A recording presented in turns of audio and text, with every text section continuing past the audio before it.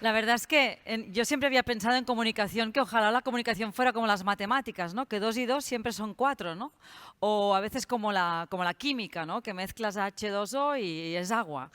Y cuando trabajaba en el banco de sangre y hacían las ISOs de calidad, iban mirando todos los procedimientos y tal, pensaba, ¿por qué no hay una ISO sobre el lenguaje, sobre la comunicación, que nos demuestre que el lenguaje puede ser claro? Y cuando miraba el programa de estas jornadas, descubrí a Ingerman Strandvik, espero decirlo bien, que nos va a hablar de la ISO del lenguaje claro, algo así, ¿eh?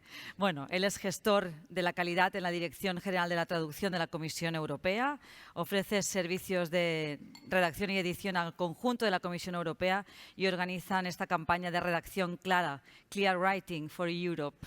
Por fin, ¿no? O sea, él es miembro del Comité Técnico 37 de la ISO y acaban de publicar una nueva norma de redacción clara.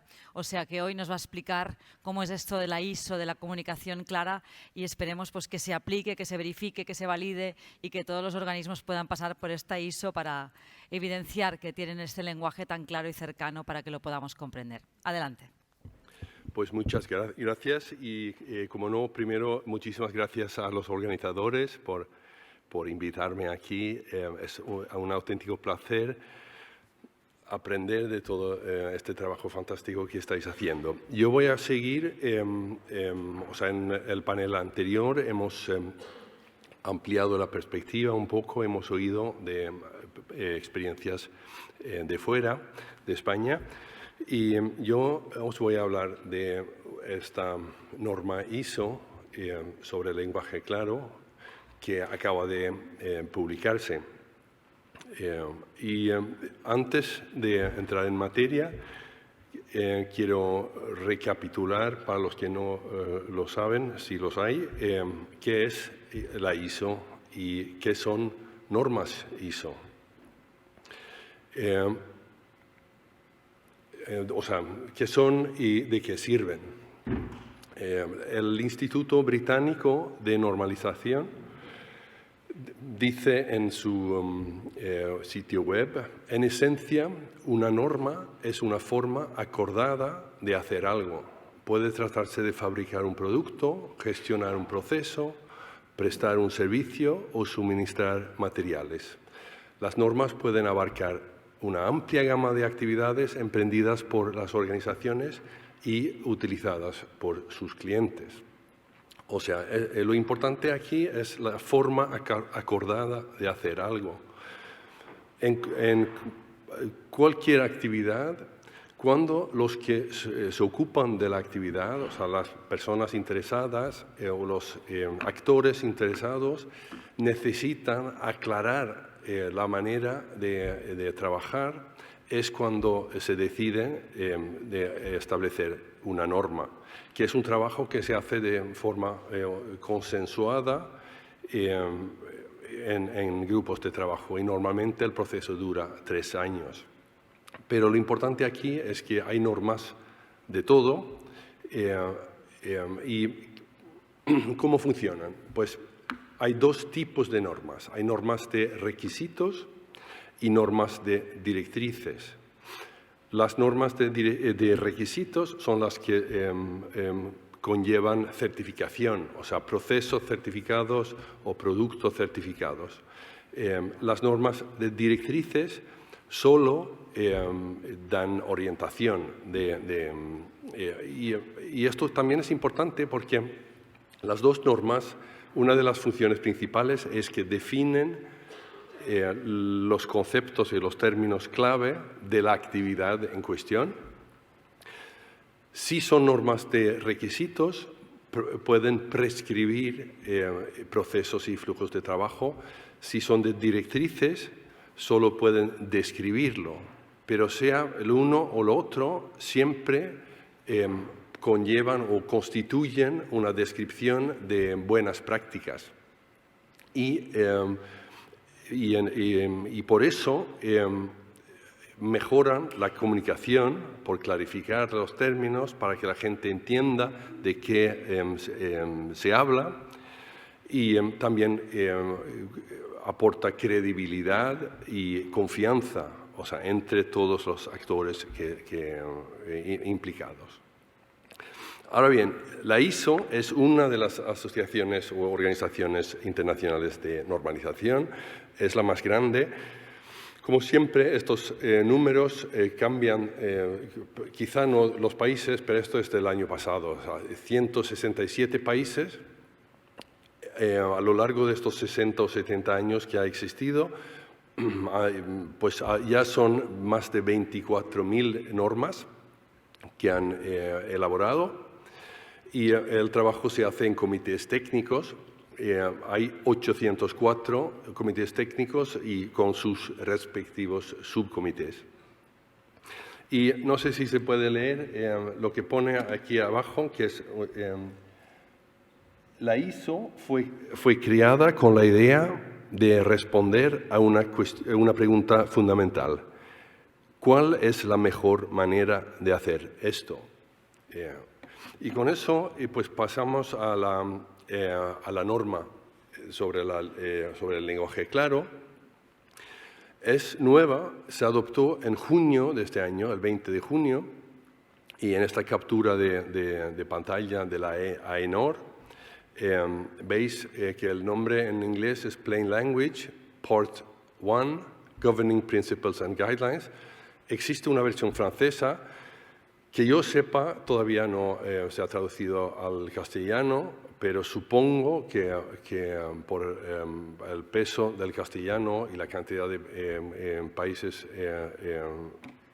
que hay de habla castellana, pues supongo que se traducirá pronto. Digo esto para que sepáis que todo lo que estoy diciendo pues es mi traducción de los... o sea, puede que varíe ligeramente una vez que la... Veis también que cuesta 95 euritos y bueno, volveré sobre esto en un momento. El Comité Técnico 37 es el que se ha ocupado, es el Comité Técnico que se ocupa del lenguaje o lenguas y terminología, traducción, interpretación y también de lenguaje claro en el grupo de trabajo 11. Y aquí veis los países que estuvieron presentes en el grupo y que participaron Polonia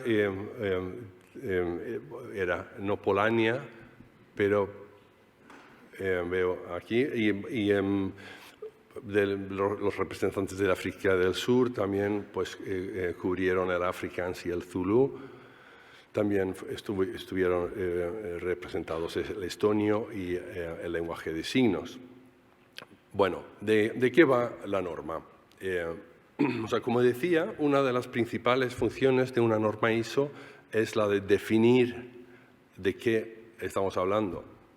O sea, también establece 4 principios con los que el lenguaje claro tiene que cumplir y contiene unas cuantas directrices concretas de cómo conseguir el lenguaje claro. Incluye métodos de evaluación de la calidad de los procesos y de los productos, y se supone que es aplicable a todas las lenguas y a todo tipo de documento por el hecho de estar en un nivel de abstracción que no entra porque por supuesto las lenguas no son iguales. Entonces, la definición es la siguiente. Una comunicación está escrita en lenguaje claro si su redacción, estructura y diseño son tan transparentes que los lectores a los que se dirige pueden fácilmente encontrar lo que necesitan, entender lo que encuentran y usar esta información. Esto resulta muy familiar a muchos de vosotros, por lo menos los que estáis en el proyecto. Es una definición que existía ya y es una definición acuñada por la International Plain Language Federation, la Federación del Lenguaje Internacional del Lenguaje Claro. Y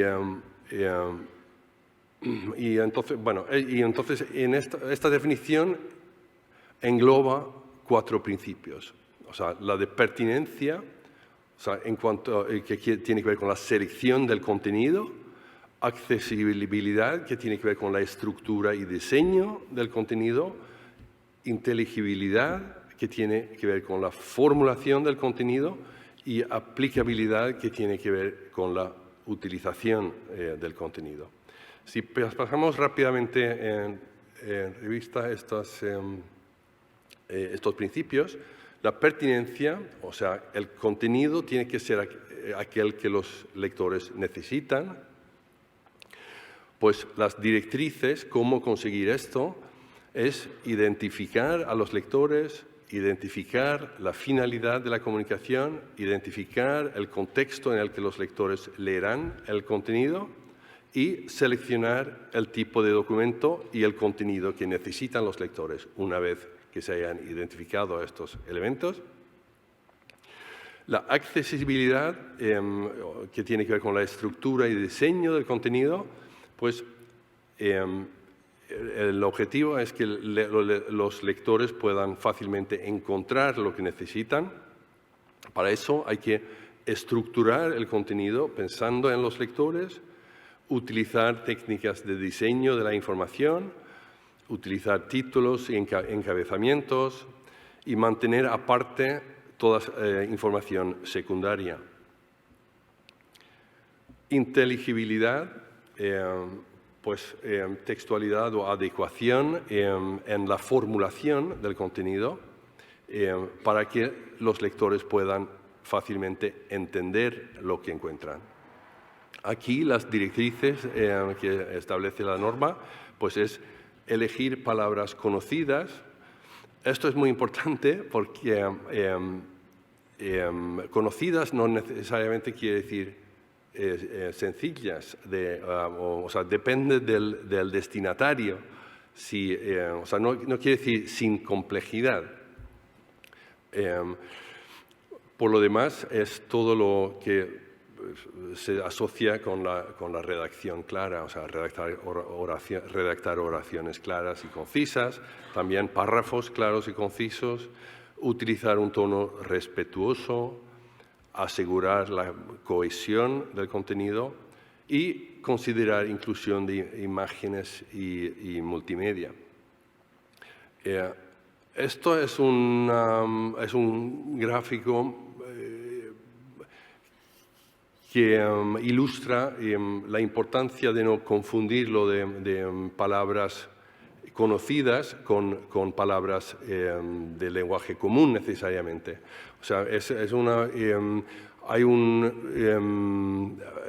Romina Marazzato Sparano es una argentina que vive en Estados Unidos, que trabaja mucho y ha escrito un artículo muy bueno que resume un poco en castellano toda la historia del cómo se ha llegado del trabajo preliminar, digamos, que llega a la ISO y a la creación de esta.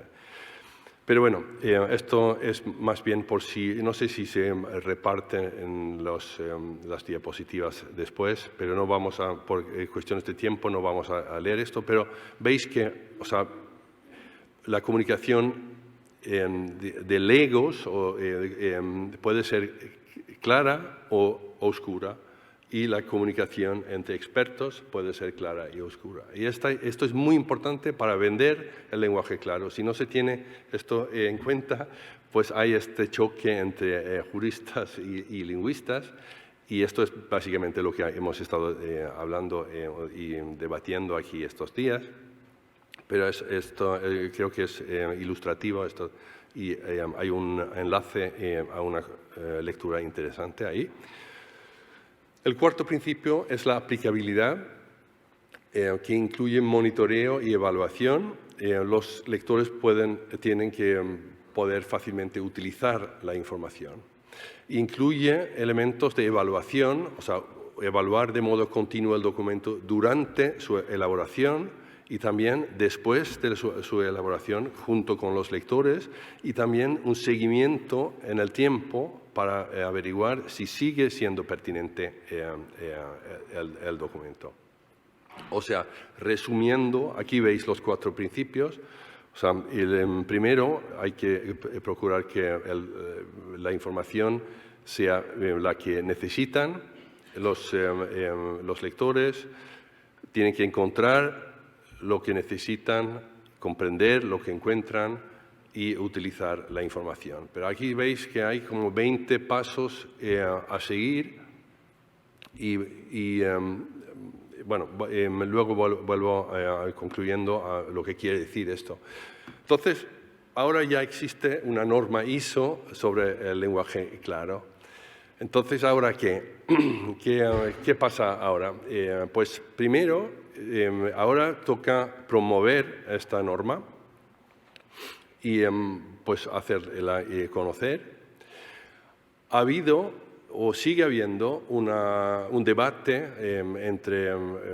pues en el seno de la ISO para ver si vale la pena convertir la norma en una norma de requisitos, porque es una norma de directrices. Se teme que sea demasiado difícil operacionalizarla y ponerse de acuerdo de cómo evaluar si los requisitos se cumplen o no. Y por eso, de momento se ha descartado esta opción. Pero hay una segunda parte ya que se ha empezado sobre comunicación jurídica clara. Y hay una propuesta de también lanzar una tercera parte de la norma sobre comunicación científica clara. Es un poco controvertido porque los principios son básicamente los mismos, entonces no sabemos si realmente vale la pena hacer una norma que repite el 85% de la primera norma, añadiendo algunas cosas para lo jurídico o lo mismo para la comunicación científica. Pero en eso estamos y entonces, ¿cómo puede ser en la promoción de esta norma? ¿Cómo puede ser útil para lo que nos interesa? Las normas son la sabiduría destilada de la profesión. Entonces, esta norma es la codificación de buenas prácticas en cuanto al lenguaje claro, consensuada por expertos del mundo entero. Esto nos asegura que las definiciones y los principios estos que acabo de describir rápidamente y las directrices pues tienen una validez, no solo es algo que se ha cocinado de manera local en alguna parte, como todas las normas ISO, esto comporta una credibilidad que puede ser útil. Y también se puede utilizar como listas de verificación en el trabajo en la producción de textos. Esto es importante porque las normas normas ISO sí, tienen un valor autoritativo también en cuanto al lenguaje claro, que puede, es otra herramienta más. No sé si lo necesitáis aquí porque está todo tan bien encarrilado, pero si hubiera necesidad de tener más argumentos en favor del lenguaje claro, yo creo que el hecho de que sea una norma ISO, referirse a ella, tenerlo como punto de referencia, mejora la comunicación y da una posibilidad de cierta asertividad y credibilidad. Muy interesante es que introduce una lógica de gestión de calidad, conforme al mindset, el pensamiento de la serie ISO 9000. con esta idea, o sea, de la primera parte, la pertinencia, de preocuparse, o sea, la calidad es satisfacer necesidades y expectativas o requisitos. Y estos requisitos pueden ser explícitos o implícitos. Utilizando o sea, siguiendo esto de la primera parte, el primer principio de la pertinencia, o sea, identificando todos estos parámetros, ayuda a hacer que los requisitos sean explícitos. Y entonces es mucho más fácil el monitoreo o la evaluación de ver si es adecuado lo que se hace. También es importante porque pone el foco como las normas ISO 9000, o sea, el foco siempre es en los procesos, no es en el producto, en el sentido de que la calidad no se inspecciona, o sea, no se consigue inspeccionando el producto al final de la cadena de producción, sino la calidad se crea a lo largo de los procesos. Y esto queda muy claro con este enfoque que tiene la norma. Y también es suficientemente detallado para que se entienda que pues, hay que recurrir a Antonio de Prodigioso Volcán por lo de las técnicas de o sea, infografías, etc. O sea que es también útil para identificar los perfiles que se necesitan. Y otro aspecto de la lógica de gestión de calidad es esto de lo que se comentó hace un momento, la mejora continua. O sea, no hay que abordar el trabajo de manera lineal, sino que siempre hay que tener este loop, el PDCA, y evaluar y monitorear lo que se está haciendo para ver si se puede mejorar. Bien, concluyo. Muy importante, y creo que en castellano se dice lo mejor es el enemigo de lo no, pero o sea, los ingleses dicen the best shouldn't be the enemy of the good, y creo que es muy más apropiado en el sentido de que hay que abordar esto poco a poco. O sea, es un trabajo complejo, llevamos 2 días entendiendo o escuchando hasta qué punto es complejo. Entonces, no hay que darse por vencido si no se consigue todo a la vez.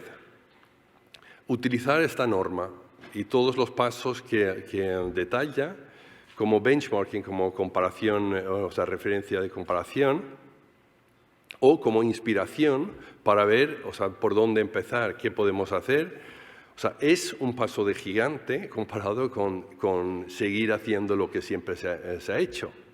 Y esto es muy importante, o sea, esto de utilizarlo como inspiración. Y también es importante tener en cuenta, creo, que los beneficios de la comunicación clara hay que verlos a medio o largo plazo. O sea, no es inmediato. Cómo se trabaja la imagen de una organización o de una empresa, cómo se consigue confianza, inspirar confianza en los ciudadanos o en sus clientes, etc. Y cómo se consigue economías, porque es obvio que la comunicación clara, o sea, si obligas incluso dentro de organizaciones, yo trabajo en la Comisión Europea, si yo redacto un informe de 8 páginas que 100 de mis colegas tienen que leer, o si consigo redactarlo en 5, o sea, son economías considerables. Bien, muy importante, la norma está basada en datos empíricos, o sea que no son invenciones de algunos teóricos, sino que todo lo que acabo de describir está basado en datos empíricos. Y, como decía antes, se supone que la norma es versátil y de fácil uso. Se supone que se podrá aplicar a todas las lenguas y culturas y a todo tipo de comunicación. Y entonces, no tengo ninguna comisión, pero como he estado metido en este trabajo de normalización, pues solo quiero hacer constar que es un trabajo principalmente voluntario, de expertos del mundo entero que dedican cientos y cientos de horas a esto y que el resultado normalmente es útil. Teniendo en cuenta eso y los 95 euritos, me parece absolutamente razonable, quizá no para los individuales, o sea, cada consultor, pero sí para un lugar de trabajo, una empresa, un departamento. Y para terminar, como habéis visto, no he dicho nada hasta ahora, pero el proyecto que lleva Estrella y su equipo, o sea, es como de manual, o sea, es una aplicación concreta. Todo lo que he descrito de la norma es lo que estáis haciendo, o sea, que felicidades, me parece increíble. O sea, que no sé si lo necesitáis, pero es otra herramienta más. Y nada, gracias. Muchísimas gracias. Muchísimas gracias. Nos decía si la necesitamos. Antes me ha comentado que es sueco, nosotros somos latinos, o sea que realmente sí que lo necesitamos, que haya ISOs y que esté todo bien controlado. Y también cómo utiliza el lenguaje claro, porque nos ha dicho 95 euritos. Podría decir 95 eurazos y hubiese sido distinto, pero ya no ha dicho ni 90 euros, ha dicho euritos, o sea que a comprar la norma.